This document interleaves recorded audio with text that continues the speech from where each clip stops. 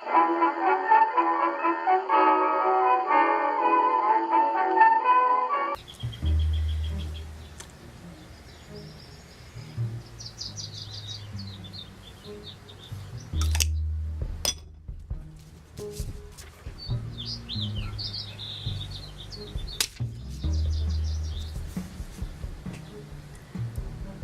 not gonna talk.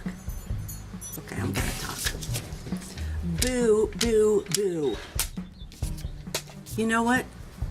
Bachelorette, production company, director, whoever's in charge of making all these really neat twists and changes, who are you basing that off of? Have you taken a poll of your audience? Because you should, if you haven't. Because that was crap last night. That was the most underwhelming finale I've ever seen. It was disappointing and I rolled my eyes so many times they almost got stuck up there. You know, it's just like, you know how they do that? How they can get stuck up in the head like that? Solino and Barnes, injury attorneys, 800-888-8888. So let me get this going. I'm the commentator, not Rachel. I'm the one that's supposed to say what everything meant. Whatever, why everybody did whatever they did. That's my job, not Rachel's. And so that really bothered me for the new twist. Okay, so Peter and her in the fantasy suite. Obviously, we didn't see what happened. Lights go out. I don't know, are they having a pillow fight in the dark? I bet. She's still, I mean, he's flat out telling her, I'm not ready. I'm not ready to get engaged. And that means he's not sure how he feels about her. Okay? So she needs to take it at face value and not fill in all the blanks with something all furry and fuzzy and lovely, because it's just not there.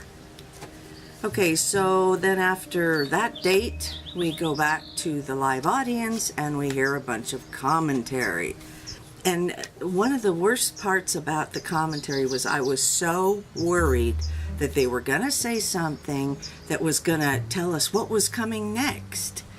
And that didn't happen at first, but it sure did toward the end. And I'm telling you, man, they really messed up. Okay, so the Horses with Brian date was very nice. Hi, Lottie.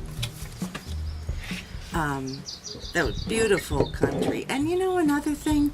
They, like I've said before, they don't have the champagne clinking glasses that tell us, guess where we're going next.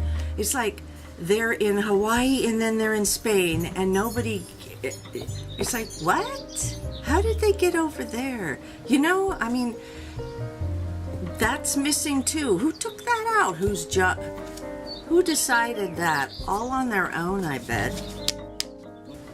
The Oreo commercial.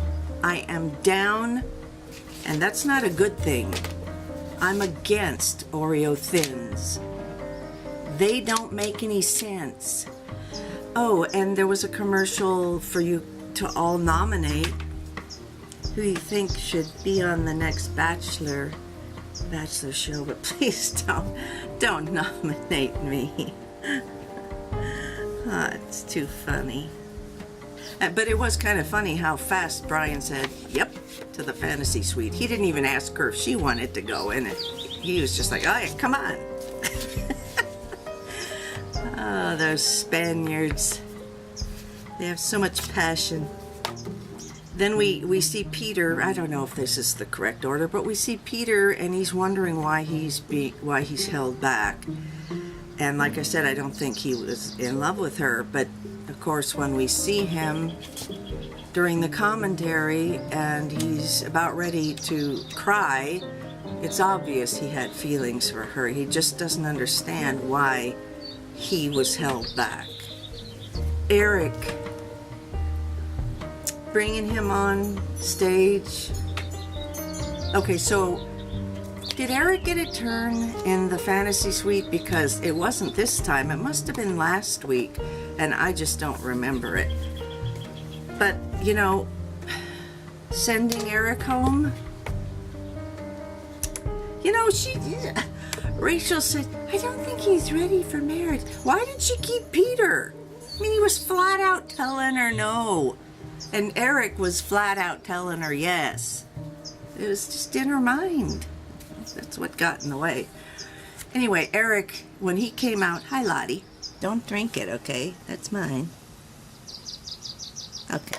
When Eric came out, he was eloquent, classy, handsome, and so wise for his years. I mean, he was such a gentleman. The way he handled that rejection, it just blew me away. After Eric leaves, then they start talking about Peter, and they bring him out. And it's like, what are you doing?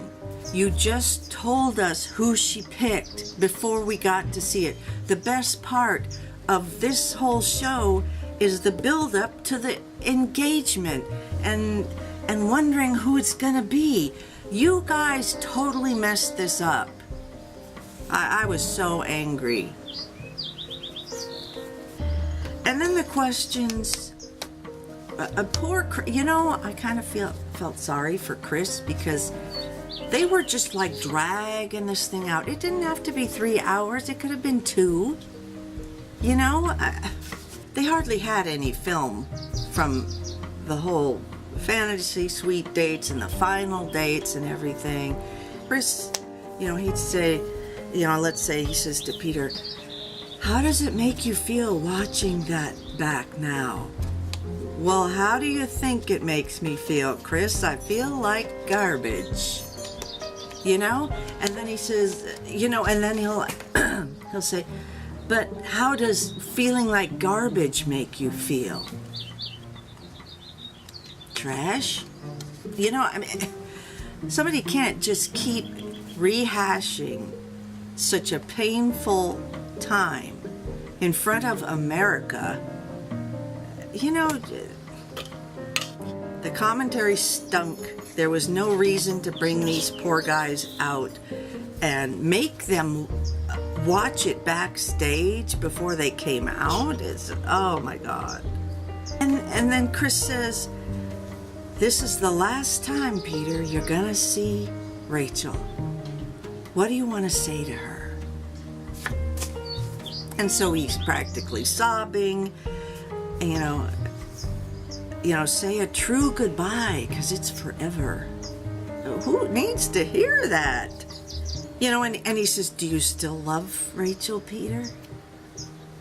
What do you feel about Rachel?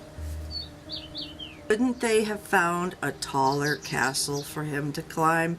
I mean, that one was mediocre. And couldn't they have found a place that wasn't as windy?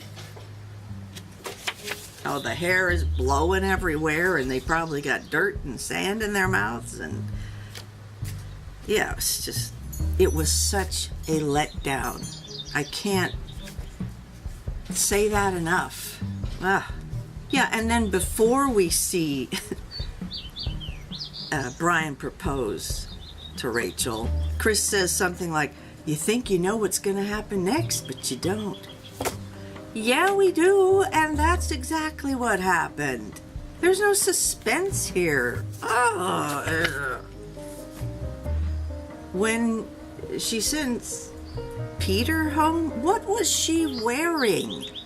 This red see-through gown with black, shell pieces. It looked painful if you hugged her.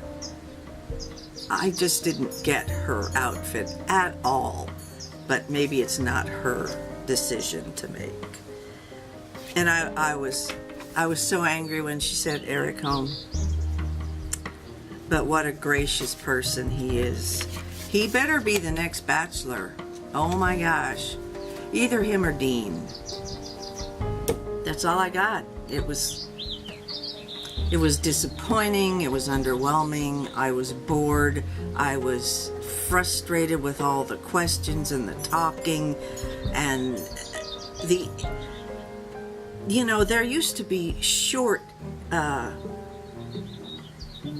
intermissions between the filming, but the main part was the filming that we would just watch with the live audience. This was so chunky and that it didn't run smoothly. It's like you forgot what you just watched. It took so long to get to the next part of the film. It was just ridiculous. And maybe they have a new director. Maybe they hired some new person that just... I have a great idea. Let's make it really, really long and boring, and let's tell everybody ahead of time who she picks.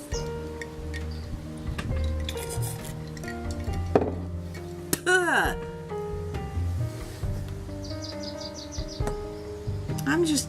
You know what? And I didn't watch the previews for Bachelor in Paradise. I'm gonna... I go like this and I go la la la la la la la. I don't want to know what's gonna happen. So anyway, I'll do that at the beginning of every Bachelor in Paradise, and I'll watch it, and I'll probably do commentary on it. So yeah, that's it. Not much to talk about. I hope they're happy. It was disappointing. Peace out.